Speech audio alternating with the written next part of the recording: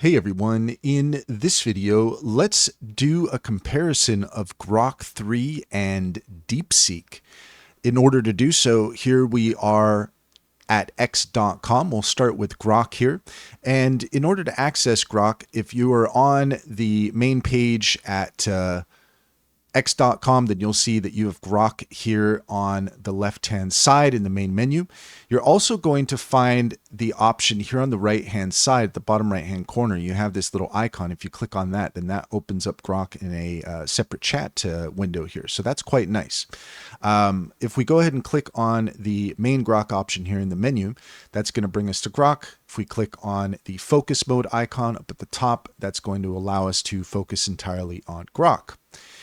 Up at the top right-hand corner, you're going to find your history. If you click on that, then you're going to see all of your past chats, and you also have a bookmark option. So you can see next to each option here, you've got a handy little icon that if you click on that, then it's going to show up in your bookmarks. Also, you have an images tab, and this is really nice. The fact that you can take advantage of this, really nice feature that Grok 3 has. And one of the things that's important to note about Grok is that it essentially has unlimited image generation. I haven't run into a limitation yet on that. And so Grok has actually just become a fantastic image generator as well. If you're out there spending credits on an image generator somewhere and you are looking for an alternative, you might want to take a look at Grok. That's something that really allows it to stand out. Another thing that's important to note about Grok is how it pulls its information, where it pulls its information from. And the way that Grok sets itself apart from other platforms is that Grok pulls from current events. It pulls from real-time information on X itself in order to provide responses. So with Grok, you're getting a much more up-to-date response than you might be getting with other platforms like Deepseek, for example.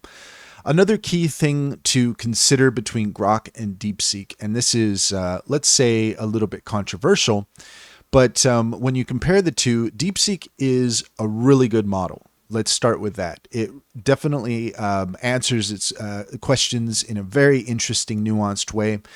However, the downside is that there are certain things that you can't talk about with Deepseek. I've looked this up online. I tried it out myself and can confirm that there are certain conversations, topics of conversation that Deepseek will not talk to you about. And I'm not going to get into that, but that is something that between Grok and Deepseek, you might argue that Grok is more honest in its responses, and as it's pulling from current events and it's pulling from X or Twitter itself, the responses that you get are more, let's say, honest about certain topics of conversation. Now, we can get into the whole philosophy behind the different models and who's working on it and why are they doing that and all that. We're not going to get into that into this video, but it is something to take note of in comparing Grok with Deepseek. Now, one thing that Grok and Deepseek are very similar on is I asked this question for both of them. Are you able to cross-reference our different conversations? And the answer is no. This is a feature that I really enjoy with ChatGPT. It's one of the reasons why it continues to be my model of choice, is because it can actually pull from different conversations that we've had in order to offer more nuanced responses. And I find that I really appreciate that as an option. The downside being, of course, that there are certain limitations and you can only overcome those limitations if you are willing to pay for the subscription. Whereas with Deepseek and Grok, you have complete access to both of them.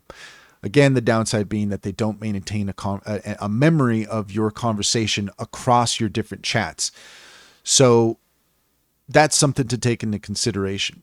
One thing that Grok and Deepseek both do, I'll use Grok here as an example, is Grok will actually, if you use the think option specifically, and I believe the deep search as well. I haven't tested that yet, but at the very least with the think option, Grok will actually take you through its thought process. It'll actually say, okay, this is what this person's asking, and this is what I think about that. And so you can actually follow along with Grok's thought process in regards to your query.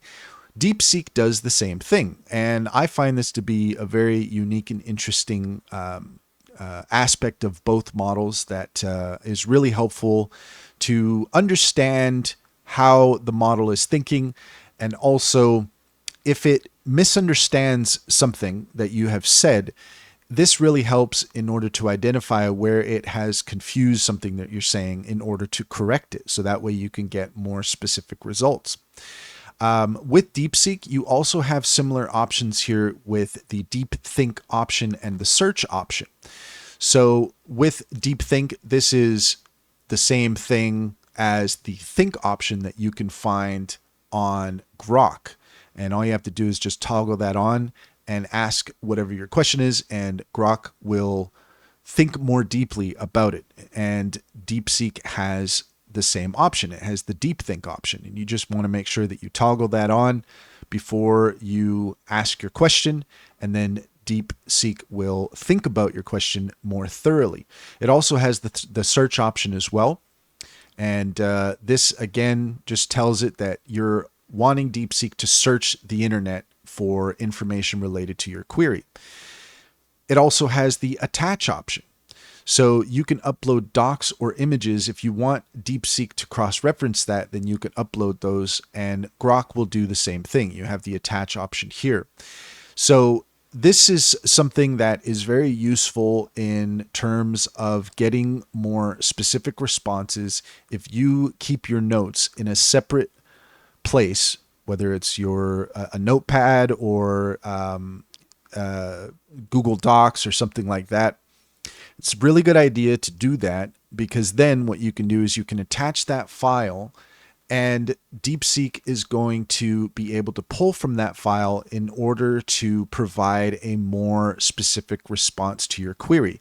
Grok does the same thing. Other models do the same thing as well.